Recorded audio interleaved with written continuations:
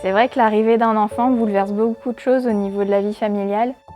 On reçoit beaucoup de familles qui sont complètement perdues sur les différentes offres, les différents modes d'accueil.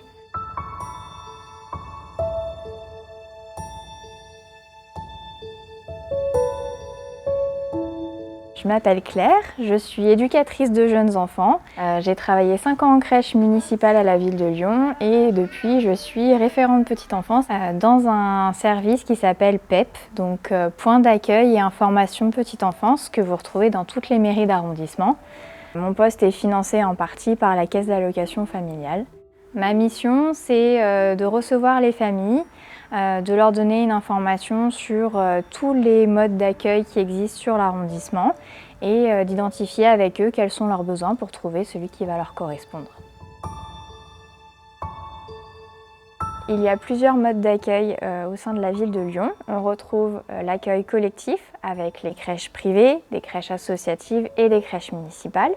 On retrouve également un accueil mixte avec les crèches familiales qu'on détaillera un peu plus tard. Et on a aussi l'accueil individuel avec les assistantes maternelles ou gardes à domicile. Au niveau de l'accueil collectif, alors il existe 3 types de modes de gestion, donc privé, associatif et municipal. Pour les crèches privées, il faut les contacter en direct parce qu'elles ont toutes leurs fonctionnements différents. En ce qui concerne l'associatif et le municipal, bonne nouvelle, pour vous, il n'y a pas de différence. Au niveau des démarches d'inscription, ça passe par la mairie pour le plus de 20 heures. En direct avec les crèches pour le moins de 20 heures. Les tarifs sont exactement les mêmes. C'est un tarif qui est basé sur un barème de la caisse d'allocation familiale.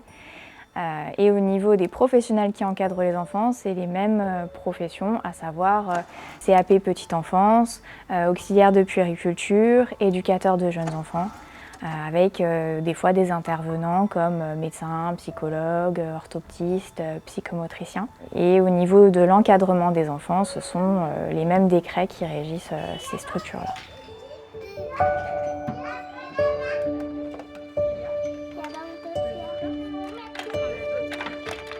Je m'appelle Cathy, je suis auxiliaire de puériculture depuis 10 ans et je travaille dans un établissement d'accueil du jeune enfant.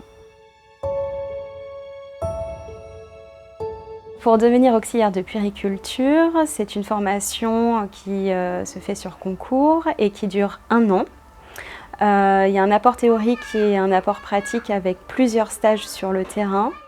Une auxiliaire de puériculture peut travailler dans différents milieux, comme le milieu hospitalier, la maternité, les crèches et aussi les établissements qui accueillent des enfants porteurs de handicap. En tant qu'auxiliaire, je m'occupe un peu plus du développement psychomoteur affectif de l'enfant à travers tout ce qui est activité d'éveil, de la santé et du soutien à la parentalité. Je suis là pour accompagner les parents, répondre à leurs questions et les orienter si besoin.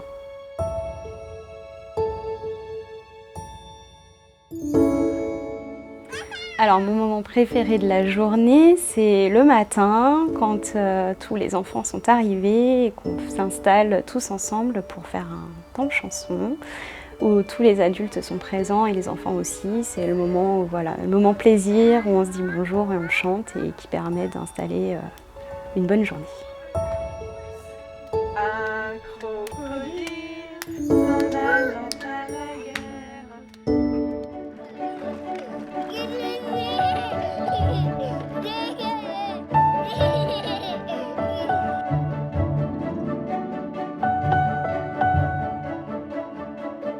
Je m'appelle Charlène, je suis éducatrice depuis maintenant 3 ans et demi et je travaille en crèche depuis 3 ans et demi. Pour devenir éducatrice de jeunes enfants, c'est 3 années d'études qui se déroulent avec des temps de formation à l'école et énormément de temps de stage pour permettre de découvrir vraiment le métier d'éducateur de jeunes enfants.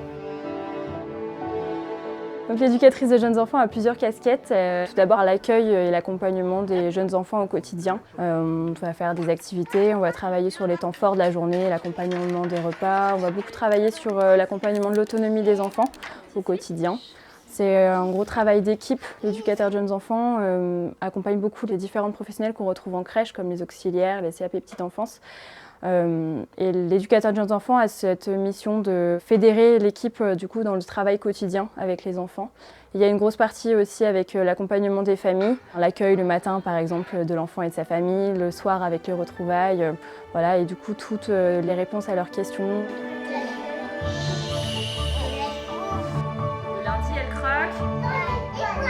Une des facettes de mon métier que j'aime énormément, c'est de vraiment prendre du temps avec les enfants.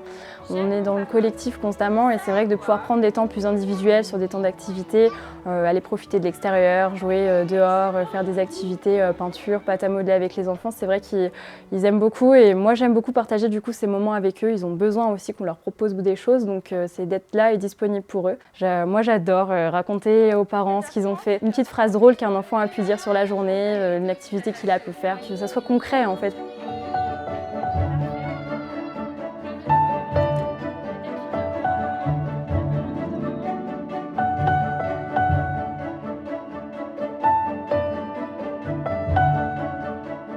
Au sein des crèches collectives, on a différents types, familiales, parentales ou classiques.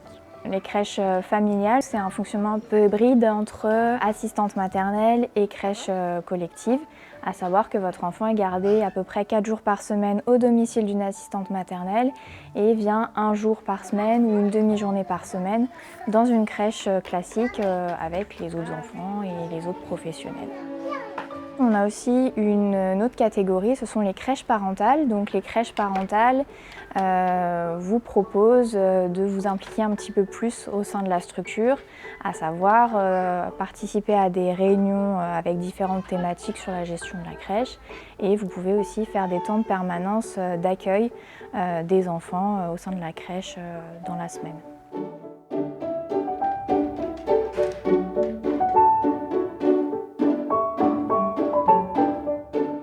Si j'ai un conseil à donner aux futurs parents, c'est de se renseigner dès la fin du 3e mois de grossesse pour trouver le mode d'accueil qui va vous correspondre. Vous pouvez contacter les mairies d'arrondissement et les différentes structures d'accueil.